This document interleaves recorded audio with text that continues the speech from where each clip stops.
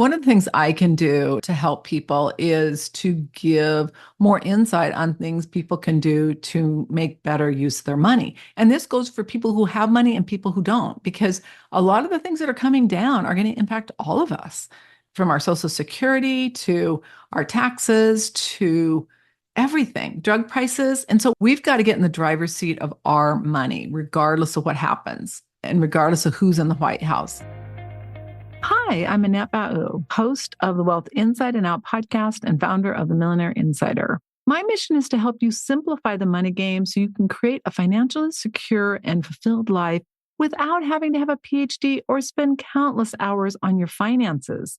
You're going to learn how to think like a millionaire, stop worrying about money and wondering if your financial house is truly in order, and instead spend your time doing what you love.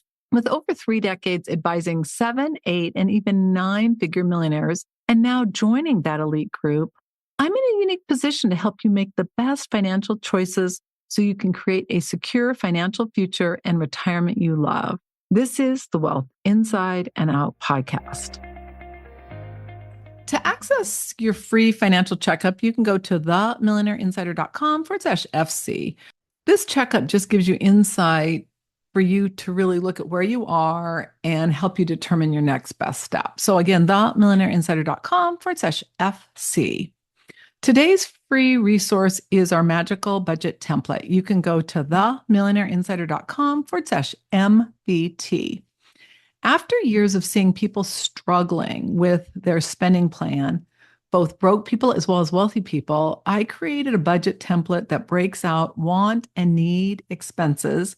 And it is priceless. It literally has changed the financial trajectory of so many people's lives. You can go to themillionaireinsider.com/MBT. It breaks down the categories so you can determine where you're overspending and ultimately get you on track to saving more. If you don't need it, you can give it to one of your family members or friends who are spendthrifts. You're going to be glad they did, and so are they. Again, themillionaireinsider.com/MBT. MillionaireSeries.com copyrights all materials and intellectual property. This information is for educational purposes only. It is not intended to replace any advisor or specialist or to provide any investment, financial, tax, retirement, or healthcare advice. By accessing this content, you agree to hold MillionaireSeries.com and its affiliates harmless for results achieved or not achieved. For today's show notes, you can go to themillionaireinsider.com/86. So let's dive into holiday spending, tips to avoid ruining your budget. There is so much angst right now about what's happening in the economy. We have a new president. With that comes excitement from some people and fear from others. I will just say this much. I am very concerned about people that don't have money, about more vulnerable groups. I think there are already talks about cuts that are going to be being made. I'm all about an efficient government. I'm all about getting people who can work to work. That said, I also feel as somebody who has money that part of my responsibility is to help people that truly can't help themselves, the vulnerable in our society. Obviously, we all have different views on that. And I can pretty much guarantee you that even if we didn't see eye to eye on everything, if we sat down and dialed it in, we could come to a pretty good option. One of the things I can do as far as just doing my part to help people is to give more insight on things people can do to make better use of their money. And this goes for people who have money and people who don't, because a lot of the things that are coming down are going to impact all of us, from our Social Security to our taxes to everything, drug prices. And so we've got to get in the driver's seat of our money, regardless of what happens and regardless of who's in the White House. And this episode is designed to help you really dial it in, especially in the area of holiday spending, which is an area that so many people really ruin their budget, or they end up overspending and then not putting money away for their retirement or putting money away for their emergency reserve. So that's what we're going to dive into today. And we're going to talk about 4 different ideas. The first one is doing a family or friend exchange. Several years ago, our family decided to do a gift exchange, which has been great because not only does it save you time, it also saves you money. And I love that, right? Because I remember I'd be so stressed. It would be the holiday week of Christmas, typically when I'm doing my Christmas shopping, and I wouldn't have my gifts, have to get like 20 of them, and I would just be exhausted. The last thing I felt like doing was being out with all the crowds trying to figure out a gift to get for the different family members. And one year, somebody brought up the idea of why don't we just do an exchange? We don't have this pressure on us. And I thought, oh, this will be great. And it has been great.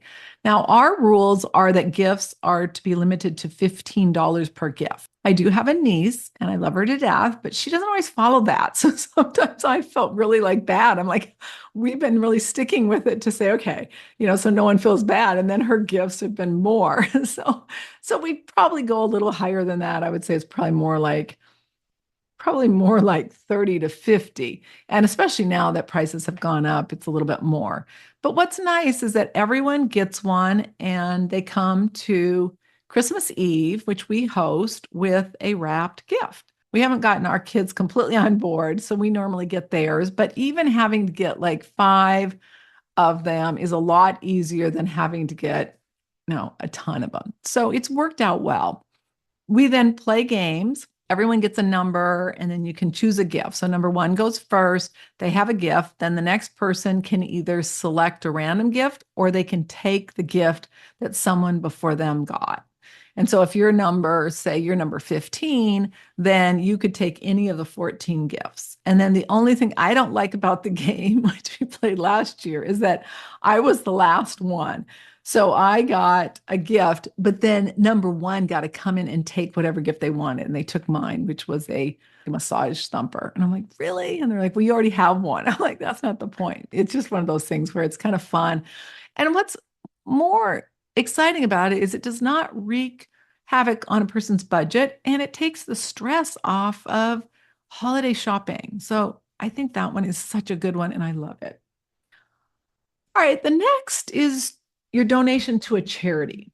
Several years ago, when my husband and I realized how many gifts our kids were getting and how much they expected them, it was kind of like an entitlement. And we both looked at each other and said, we've got to do something differently next year.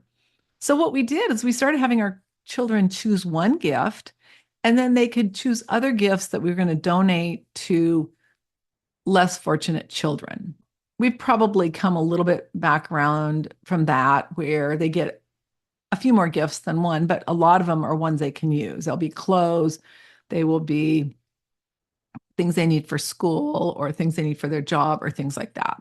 We're probably not as strict as just one gift, but we have dialed it in to where they're not just getting a ton of gifts and not appreciating what they get. So that's, again, kind of a family philosophy. You have to do what works for you, but that has been great for us. One of the things I also realized several years ago is that just like me, many of my clients have pretty much everything they need and want. So what we started doing is making cash donations on our clients' behalf. Now we do it anonymously, so our client's name isn't mentioned, but it was a win-win. We help food banks, animal shelters, disabled vets. This year, we're really focused in on domestic violence, focusing in on sex trafficking, sexual assault. We do this in lieu of a gift. And this year, we're going to do it in lieu of a gift, even to our extended family. We normally send them fruit, we normally send them a gift, but we are going to actually make a donation because it's something that I'm concerned about and it's something I really want to support. So that's why we made that decision. And we also let our clients request their favorite charity. And so it's nice. A lot of my clients love animals, so animal shelters is a no-brainer. Food banks is always a no-brainer. Disabled vets is a no-brainer. And they're going to love us supporting domestic violence too. Again, you just want to know who you're giving it to and how they feel. But again, you can do it however you want. All right, the third one is doing a potluck versus a solo dinner. It is very expensive to host a holiday dinner. It's expensive to host any dinner. We have an annual Christmas Eve dinner ritual where we host it and we have crab and prime rib, and it is so good and it is so expensive. We used to pay about $200 for the crab, and it would go on sale a few weeks or months before the holidays. And so it was just great. Boy, it went up probably 2 years ago in the tune of like $600 just for the crab. Obviously, if you can't afford that, which a lot of people can't or shouldn't, then another option is to have something that's not as expensive and have different people bring different items so that the host is not having to have the burden of all those expenses. It's a lot of money. I would bet that that dinner costs us somewhere in the tune of about $1,200, 1,000 to $1,500 with wine and with appetizers and with side dishes and everything. Maybe it's a little bit less, but it's pretty close to that. Now, some of our family members will bring side dishes or desserts or things like that. And sometimes they bring prime rib. This particular year, my husband found prime rib that was on sale. So he got it, and we're not going to worry about it. But, I think you also want to take into account who can afford more. If you have family members that don't have as much money, then maybe you're paying more. If you don't have as much money and you have other family members that have more money, maybe they pay more. So it's kind of a give and take, but it's an option when you don't want to come up with $1,000 to have a dinner. And I think it's crazy. If you're coming up with $1,000 and you can't afford to fund your retirement or your emergency reserve, that's not ideal. And the other thing I would just want to say is, the focus of gatherings is really to see the people we love and to have an enjoyable time. Yeah, having a nice meal is fun, right? But it shouldn't ruin your budget or take money from your retirement plan. So please, please take note of that, because I think sometimes people overspend. I even know some people that'll take people out to dinner and they really can't afford to. Eating in is an option, but also looking at things that are not going to break your budget. Number 4 is something I learned a long time ago, but it's shopping throughout the year. Now, in my younger years, when I literally was watching every single penny I spent, I would buy gifts throughout the year. So I'd find like a special coffee mug or journal that I knew a friend would love, and I'd buy it for their birthday or holiday. I would also do my best to find items on sale. It became so ingrained in my DNA that now I still shop throughout the year, especially for birthday gifts for my clients, friends, and family. Because I do gifts for most of my friends and some of my clients. I find that doing it throughout the year is just helpful, because then you find a special gift, but then you don't have the pressure of, oh my gosh, I've got to go shopping because their birthday's next week. Now, what I always do is keep a few extra gifts in case I forget a birthday or I can't find the right gift. So those are just some tips. Obviously, there's a ton more. And if you're inclined to share some of yours, head on over to YouTube. You can go to themillionaireinsider.com/YT to take you right there. There's not as much engagement or downloads on YouTube because obviously it's a podcast. Most people that are downloading it are going to Apple. But over there, we can engage. We can actually connect. So I encourage you to go over there and let us know some of your creative ideas. I'm sure there are people listening who would love to hear them. So again, themillionaireinsider.com/YT.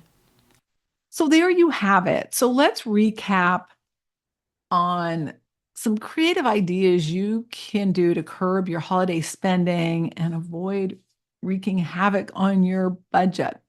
The first one is a family and friend exchange. Simple. Set a dollar amount, and then each person buys something that is going to be wrapped and a surprise when somebody opens it. And you can do fun things. I mean, the thing about my niece, she's an event planner, and boy, does she have amazing gifts. And I'm always like, oh my gosh, I need to do better. It's fun. And it's fun because you then can look at what you want to get, and it just creates a little excitement. And then, we play different games, which is also fun. You're blindfolded and you've got to get all the cotton you can into a cup, and all you can use is like a pancake ladle. I mean, it's just crazy things, but it's just fun. It lightens it up and it's enjoyable. Make a donation to charity. I love this one. I love helping people out, especially now. I'm so concerned about, our at-risk community. It's interesting because when I didn't have a lot of money and I was so focused in on getting to where I wanted to get financially and really taking care of my family, I was much more concerned about how things impact me. And it's not that I'm not concerned or aware, and it's not that I don't have opinions on things that we could do to be more efficient and smarter.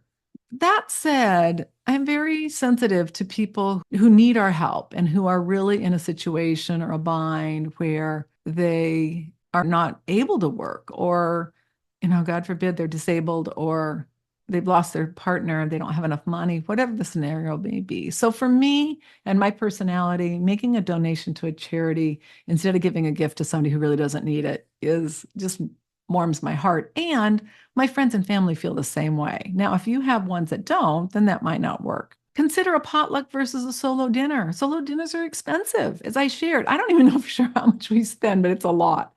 And especially since prices have gone up, it's an awful lot. Potluck can be a great way to get together, have everyone bring what they love or what they're really good at making, and it reduces the burden of the cost and the time on you. So I love that option. And then shop throughout the year.